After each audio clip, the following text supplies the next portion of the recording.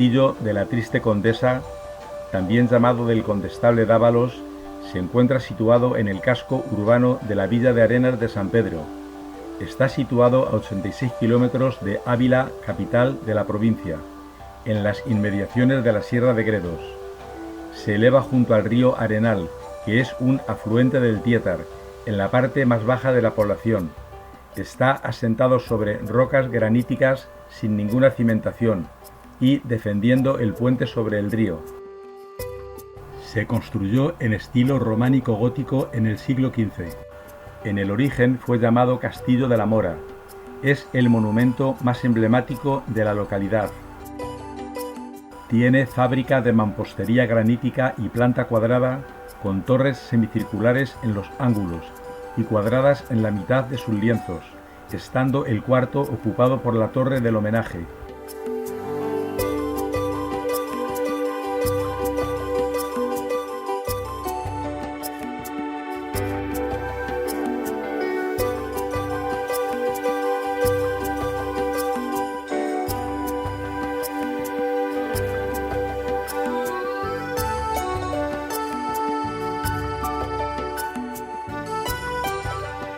El patio de armas estaba rodeado de dependencias construidas unas para cuadras y almacenes, otras para cocinas o estancias de los servidores.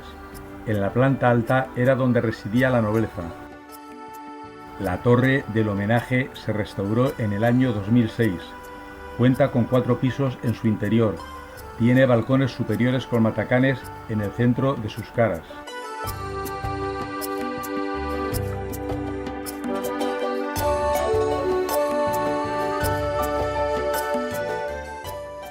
Durante siglos, estas tierras han sido el escenario de grandes batallas y el motivo de fuertes disputas entre monarcas.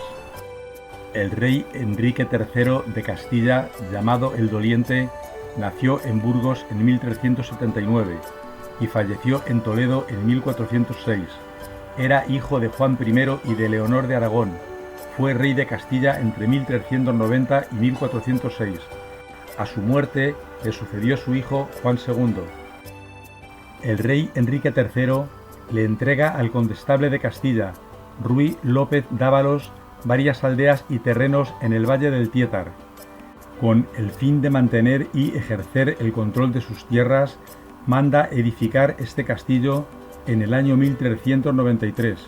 Ese mismo año consiguió la segregación de las aldeas del valle del Tietar del Alfoz de Ávila, y poco después, en 1395, alcanzó la gracia de que pasasen a engrosar sus señoríos. Ruy López Dávalos nació en Úbeda, Jaén, en 1357. Falleció en Valencia en 1428. Fue un noble político y militar castellano, titulado segundo conde de Ribadeo. También ocupó los cargos de condestable de Castilla y adelantado mayor de Murcia. Tras una fructífera vida en la corte castellana, como válido de los reyes Enrique III y Juan II de Castilla, su apoyo al infante Enrique de Aragón y su consiguiente participación en el golpe de Tordesillas fueron la causa de su caída, perdiendo su cargo de condestable y siendo desposeído de sus bienes. Falleció en su destierro en Valencia, acogido a la tutela de Alfonso V de Aragón. El dominio señorial sobre el valle del Tietar se fragmentó en 1423, al caer en desgracia el poder del condestable López Dávalos. A partir de entonces, en vez de ser un solo señor quien gobernase, pasó el poder a manos de varios, recayendo el señorío de Arenas en el conde de Benavente, Rodrigo Alonso de Pimentel. 7 años después, lo cedió a su hija Juana de Pimentel, como dote de boda, al casarse con Álvaro de Luna, sobrino del Papa Benedicto XIII. Álvaro de Luna fue decapitado en Valladolid el 2 de junio de 1453, por orden del rey Juan II. Sus enemigos saltaron sobre sus posesiones, sitiando incluso las tropas reales el 30 de junio de 1453 el castillo fortaleza de Escalona, donde Juana de Pimentel se había refugiado con sus enormes tesoros y sus hijos. Percibiéndose el rey que no conseguía apoderarse de los tesoros allí acumulados, le propuso una capitulación, donde doña Juana demostró saber defender sus derechos y los de sus hijos, conformándose en conservar lo que había llevado como dote a su boda, incluyendo Arenas de San Pedro y su castillo. Juana comenzó una lucha para recobrar los bienes de su marido, firmando desde entonces sus documentos con el sobrenombre de la Triste Condesa, con el que es actualmente todavía conocida.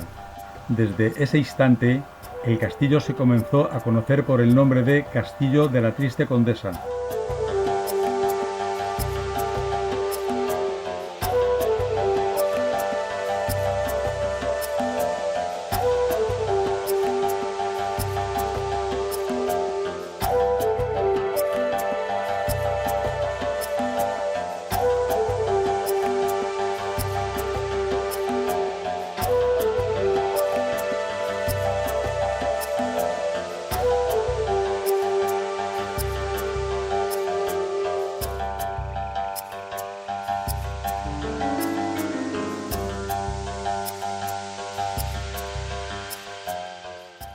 De su matrimonio con Álvaro de Luna nacieron dos hijos, María de Luna y Pimentel, 1432-1502, y Juan de Luna y Pimentel, 1435-1456.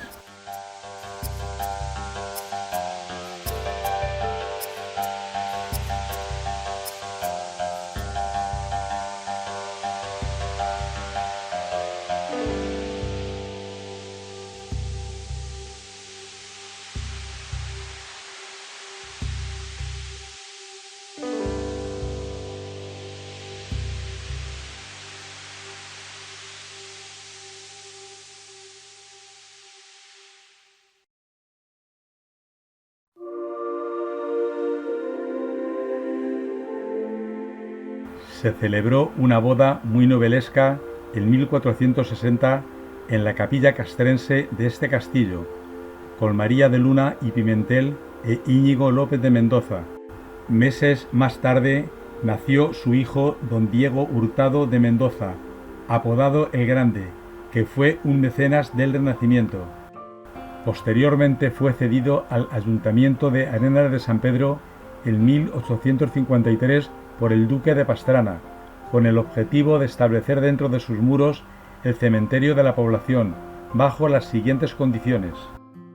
Primero, que a su excelencia el señor don Manuel Álvarez de Toledo y a los que de él vinieren se les ha de conceder sitio en referido cementerio, para labrar un sepulcro si así lo dispusiesen. Segundo, que sobre la puerta principal de entrada de dicho lugar sagrado se haya de fijar y conservar precisamente las armas del ducado de Pastrana de su excelencia. Tercero, que esta villa ha de satisfacer anualmente al otorgante en representación de su excelencia o al administrador que lo fuere en adelante una fanega de trigo.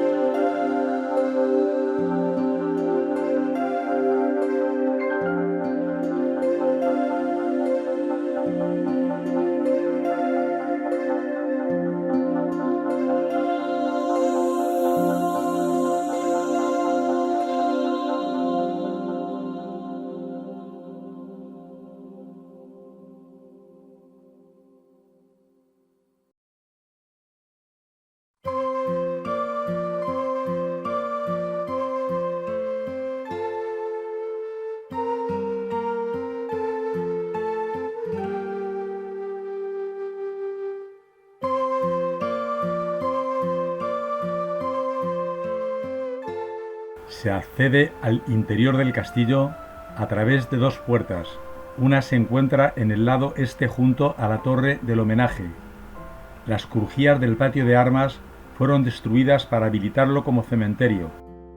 La planta está formada por un cuadrado de algo más de 50 metros de lado, con altos muros almenados, torreones circulares en las esquinas y torres rectangulares macizas en el centro de 3 de los lados, de aproximadamente 16 metros de altura. La torre del homenaje, que tiene planta rectangular, se levanta 10 metros por encima de los cubos. Se encuentra rematada con almenas y se divide en 4 pisos. En los 2 últimos presenta una serie de dobles ventanas geminadas, enmarcadas en un alfiz mudéjar y defendidas por un balconcillo. Tuvo 2 pisos al principio, en los que se situaban las habitaciones residenciales. En sus paredes hay ventanales góticos de arco escarzano y ventanales de estilo mudéjar, de arco de herradura apuntado y columna ochavada, rematados o enmarcados con un alfiz. A pesar de que fue construido con materiales de mampostería de buena calidad, con el paso del tiempo y los acontecimientos bélicos ha sido casi destruido. Presentaba en sus inicios, antes de su destrucción, el aspecto más de palacio que de fortaleza. Sirvió de modelo al castillo de Valdecorneja, situado en el Barco de Ávila. En el espacio interior que forman los grandes muros se han instalado 2 graderíos y un amplio escenario para realizar actos culturales. El patio de armas, como en la mayoría de los castillos, estaba rodeado de dependencias, construidas en 3 plantas, que albergaban las estancias de los señores en la parte superior y la de los criados en la planta baja, donde también se encontraba la bodega y los almacenes. En la planta primera estaban algunas habitaciones y la capilla, y en la segunda planta la sala de armas y el lugar donde se reunían los señores. El motivo de que el castillo se llame de la Triste Condesa tiene que ver con una leyenda que cuenta que vivía en él una condesa, esposa de uno de los señores que en él habitaban, de la que se enamoró un caballero, que visitó el castillo. Termina la historia en tragedia, ya que el marido de la condesa descubrió la infidelidad y ordenó que el amante fuera ejecutado. Se dice que desde entonces el espíritu de la condesa vaga por los pasillos del castillo en busca de su querido amado. El 29 de julio de 2006 se inauguró la rehabilitación de la Torre del Homenaje, convertida en museo y sala de exposiciones y congresos.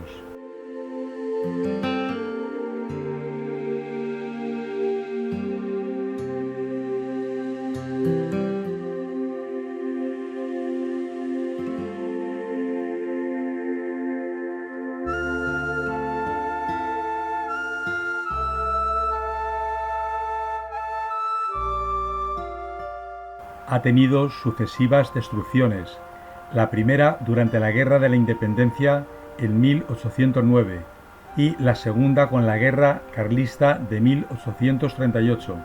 Su interior quedó casi totalmente devastado, utilizándose el patio de armas como cementerio público, intentando incluso, en el siglo pasado, reconvertirlo en plaza de toros y hasta en hotel, proyectos que no llegaron por fin a realizarse.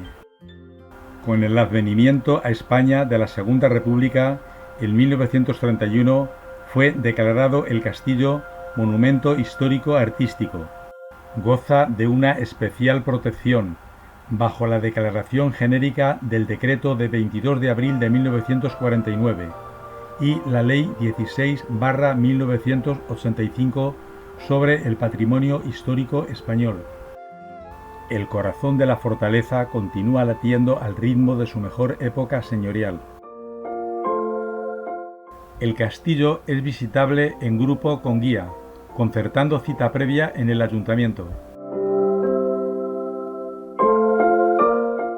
El escudo del municipio incorpora el castillo incendiado de Arenas de San Pedro y el lema Siempre incendiada y siempre fiel.